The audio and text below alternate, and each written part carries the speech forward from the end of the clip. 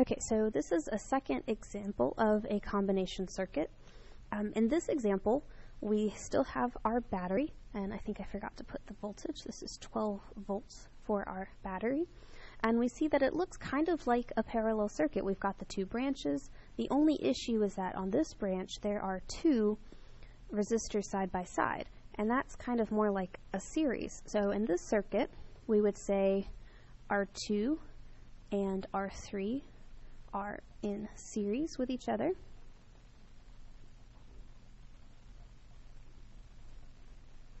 But parallel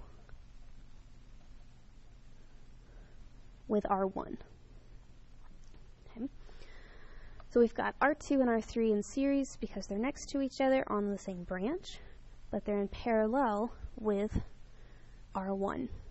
So once again, we're going to fill out what we know in our chart before we go any further. We know our total voltage, and once again, we know our R3 resistors.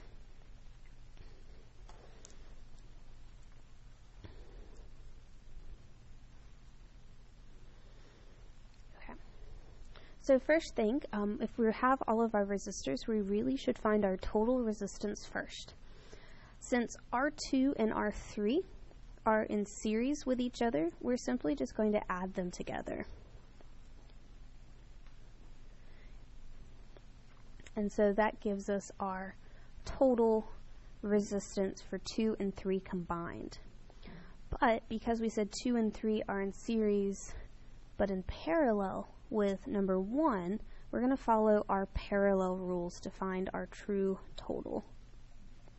So we're going to do 1 over R1, which we said was 4 ohms, plus 1 over 12 ohms, because that is our R23. So that we're just taking that and dropping it down here.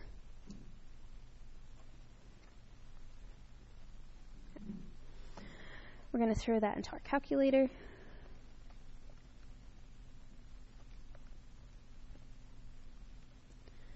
To get exactly 1/3.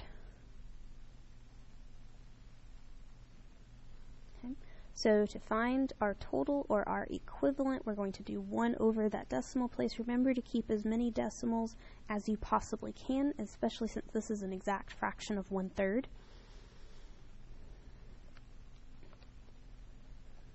One over 1/3 would be 3 ohms. So that's going to be our first thing to add into our chart, is that our total resistance would be 3 ohms. Following that, we can do an Ohm's law real quick. 12 over 3, that's going to give our current of 4 amps. So at this point, we have to go back and look at our circuit before we dive into the individual voltages and currents for each resistor. We know that since R2 and R3 are in series, the currents will be the same, but the voltages will be different. And we know that since R1 is in parallel, that the voltage has to be the same as the battery voltage. Since in parallel, all of our voltages are the same. So that gives us our voltage for R1. We can do, once again, an Ohm's law here. This is 12 over 4 to give us 3 amps.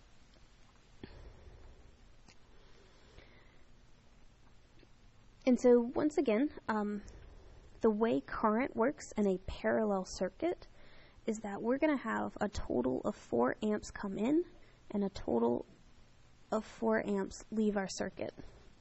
But what happens at the branching point is that it divides. Some of it goes one way, some of it goes the other. Well, we just said that this current through R1 was 3 amps.